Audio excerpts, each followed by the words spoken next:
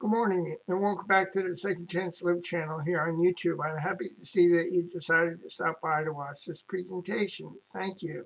In today's video presentation, I'm going to be sharing an article that I wrote several days ago to encourage and give hope to parents who are living with individuals who have children with brain injuries. To read the article, I'll bring the article up and read it to you. Again, I want to thank you for your time. I'm happy to see that you're here. If you have any questions, after listening to this email, please leave a comment and I will get back with you. I look forward to hearing from you.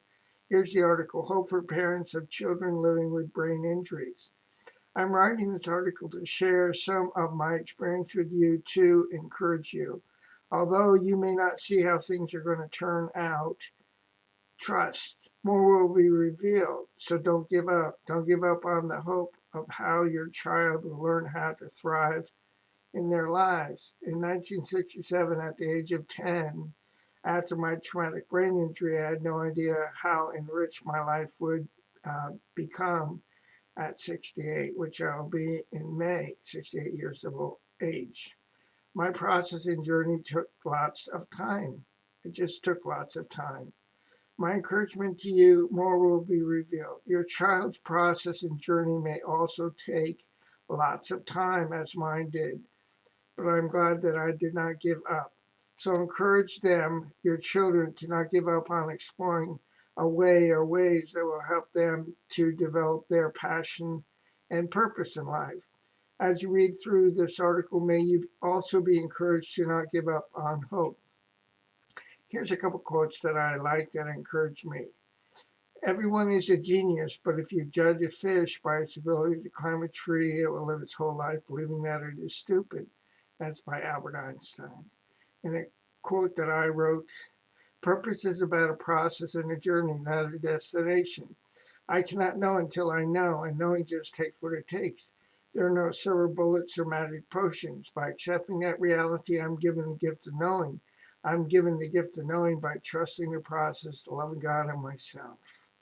So introduction to my process and journey.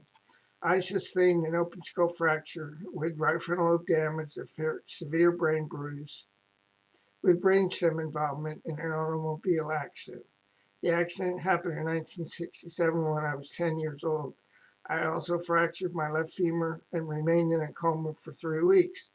I was placed in traction to set my left femur because they could not operate on my leg because of my severe brain injury. I remained in traction for 6 to 7 weeks. When my left femur had set enough, I was then placed in a full body or spica cast. I remained in the cast for about 5 months. After my left femur healed, or had healed enough, I was taken out of the cast and began physical therapy, several sessions, and then I was on my own to learn how to walk. With the encouragement of my mom and the use of a baby butler as a modified uh, walker, I was able to go ahead and start to learn how to walk again by strengthening my legs and developing coordination to do that. So I was able to learn how to walk, talk, read, write, and speak complete sentences. Once my external wounds healed, the impact of my traumatic brain injury became invisible and I was never again considered. Because little was known about brain injuries or invisible disabilities in 1967 and throughout my life, and because my external wounds healed, I found myself being blamed, shamed, and scapegoated for what people could not see or understand or even accept for many years. Details in a snapshot, process, journey, and evolution. So, traumatic brain injury, car accident in 1967 when I was 10 years old.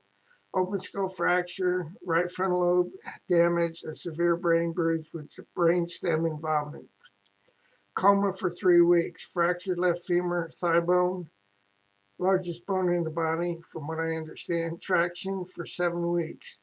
Spica or full body cast for 5 months. 2 EEGs, a battery of psychosocial testing. Was not supposed to succeed beyond high school academically. Learned how to walk, talk, read, write, and speak in complete sentences. Tutor at home in the 5th grade, mainstream back into elementary school in the 6th grade. Graduated on time with my high school class in 1975. Went on to obtain my undergraduate degree in 10 years with 2 universities and 1 community college. I then went on to obtain my master's degree, 2 graduate schools, and the master's degree is in rehabilitation counseling. I obtained my credentials as a CRC, Certified Rehab Counselor. I had 20-year history of getting and losing jobs. Client with 2 State Department of Vocational Rehabilitations, 1 in Florida and 1 in North Carolina. Second evaluation with the Department of Vocational Rehabilitation here in North Carolina determined that I was not employable. Applied 3 times for SSDI. The 3rd application was approved. For many years, I felt like someone all dressed up with nowhere to go. I experienced a lot of disappointment and discouragement despite all my best efforts to succeed, academically and vocationally. But I'm glad that I did not give up on finding a way to use my gifts, talents, and abilities in ways that would work. In my search, I created Second Chance to Live on February 6, 2007. I created Second Chance to Live 7 years after my 2nd Department of Vocational Rehabilitation Evaluation and Counselor reported that I was unemployable. 7 years after my 3rd application for SSDI was approved. 7 years after writing poems and autobiography, a book that I had registered with the Library of Congress. There's a couple more quotes that I really like. It's not that I'm so smart, it's just that I stay with problems longer. And that's by Albert Einstein. And a quote by Charles K. Hale: ideas do not always come in a flash, but through diligent trial and error experiments which take time and thought. And I have a link here in the article. Click for more details, which is a comprehensive history of a Second Chance to Live, answering the call that never came. And you can come back to this article if in the event that you would like to. You can read this article. I also have a link to a video presentation that I made of the article. So if you learn better through watching and listening, you can listen to the article. In my experience, I had to exhaust all my efforts to not be impacted by my traumatic brain injury. I had to get to a place before I could stop beating up on myself because of my own denial family. I had to grieve what I was powerless to change before I could be willing to look for solutions. Look for solutions through accepting that it was not that I had not tried hard enough and that I could try something different. Try something different to find a way to use my gifts, talents, and abilities in ways that would work for me.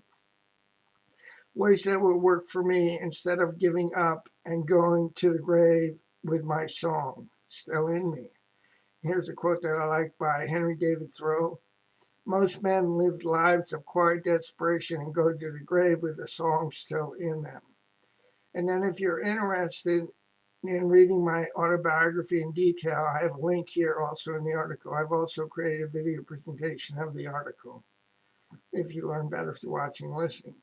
So creating hope to encourage and inspire ongoing brain injury recovery. I created Second Chance to Live on February 6, 2007 to answer the call that never came. And there's links to that article. I've been engaged in answering the call, or this call, through Second Chance to Live for 18 years. My mission and vision are to encourage my readers and listeners to not give up by pursuing their goal and dreams. To not give up on their goals and dreams through creating hope in their ongoing brain injury recovery process by their engaging their mind, body, spirit, soul, and emotions in the process. And to date, I've written 2,240 articles, which are placed in 13 different categories. I also have a link to the categories here in this article. Categories such as self-esteem, self-acceptance, hope, creating hope, and other items. To date, I have spoken throughout the United States 144 times from my 30 presentations. I've done so to encourage a holistic and ongoing brain injury recovery process. I believe that a brain injury is only an event, not a destiny that defines the individual. I encourage the individual to own their power through taking deliberate steps to create hope in their lives. I strongly encourage the use of neuroplasticity to create neural pathways and brain reorganization to enhance the individual's quality of life. I've also written 19 ebooks that are available on Amazon and created 33 posters to encourage and inspire hope. I've done so to empower a holistic body, soul, spirit, mind, and emotions, and an empowering and ongoing brain injury recovery process.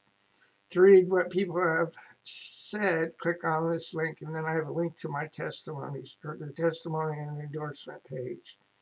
And here are several quotes that encourage me to not give up, encourage me, and inspire me with hope. Big things have small beginnings by Prometheus. I've not failed, I have found 10,000 ways that won't work by Thomas Edison. Regardless of your lot in life, you can build something beautiful on it by Zig Ziglar. Nothing in the universe can stop you from letting go and starting over by Guy Finley. It is not that I'm so smart, it's just that I stay with problems longer. Believe in yourself, go after your dreams, and do not let anyone put you in a box. And that's by Daya. Next quote is by Wilfred A. Peterson. Decision is the spark that ignites action. Until an action is made, nothing happens. Until a decision is made, nothing happens. Those who danced were considered to be quite insane by those who could not hear the music by Angela Monet. Do not go where the path may lead. Go instead where there is no path and leave a trail by Ralph Waldo Emerson. We must be willing to let go of the life that we have planned so as to have the life that is waiting for us by Joseph Campbell. Next quote is by Carl Bard. That no one can go back and make a brand new start. Anyone can start from now and make a brand new ending.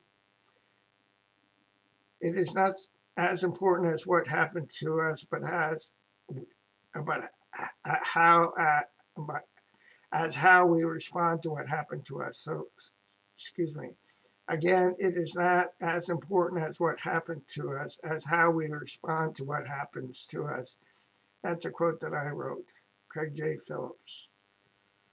Next quote is by Bruce Lee. Research your experience, absorb what is useful, reject what is useless, and add specifically your own creation. Next quote is by Napoleon Hill. Cherish your visions and dreams, as they are the children of your soul and the blueprints of your ultimate achievements. Seek out that particular mental attribute which makes you feel deeply and vitally alive, along which comes the inner voice which says, this is the real me. And when you have found that attitude, follow it, by William James.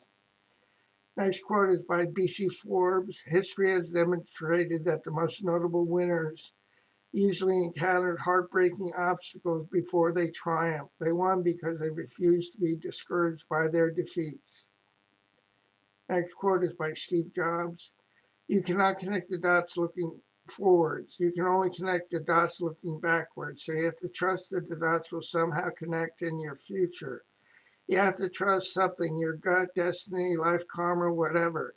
Because believing that the dots will connect down the road will give you confidence. Even when your heart leads you off the well-worn path, everything else is secondary. Next quote is by Henry David Thoreau. If you advance confidently in the direction of your dreams and endeavor to live the life that you have imagined, you will meet with success unexpected in common hours. Next quote. Your time is limited, so don't waste it living someone else's life. Don't be trapped by dogma, which is living with the results of other people's thinking. Don't let the noise of other people's opinions drown out your own inner voice. And most importantly, have the courage to follow your heart and intuition. They somehow know what you truly want to become. Everything else is secondary. Insist on yourself. Never imitate. Your own gift you can present with the cumulative force of a whole life's cultivation. But of the adopted talent of another, you only have an extemporaneous half possession. Do that which is assigned to you, and you cannot hope too much or dare too much. By Henry David Thoreau. Next quote is by Dick Fosbury, who was the inventor of the Fosbury flop and the winner of the gold medal in the 1968 Summer Olympics in Mexico City. His quote is, "I was told over and over again that I would never be successful, that I was not going to be competitive, and the technique was simply not going to work. All I could do is shrug and say, we'll just have to see." Next quote is by Simon Sinek.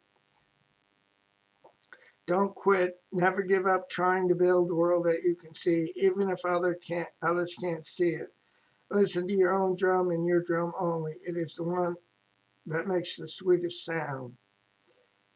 The next quote is by Steve Jobs. "Here's the crazy ones, the misfits, the rebels, the troublemakers, the round pegs in the square holes, the ones who see things differently. They're not fond of rules. You can quote them, disagree with them, glorify them, or vilify them. But the only thing that you can't do is ignore them, because they change things. They push the human race forward, and while some may see them as the crazy ones, we see genius.